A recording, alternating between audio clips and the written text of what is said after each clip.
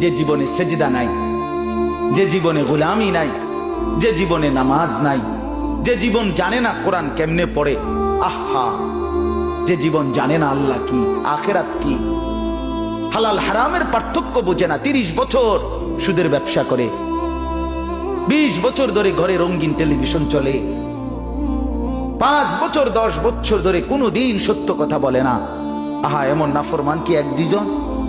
আল্লাহ বলে এই যে মানুষগুলো আমি আল্লাহর স্মরণ থেকে যে উল্টো, আল্লাহ বলে তাদের জন্য ফাওয়াইলুন, দুর্ভোগ, লাঞ্ছনা, উলাইকা ফি যালালিম মুবিন, তারা সুস্পষ্ট গোমরাহি পথভ্রষ্টতার মধ্যে নিমজ্জিত। তাইলে ভাত খাইতে আছেন ঠিক আছে, কিন্তু গোমরা,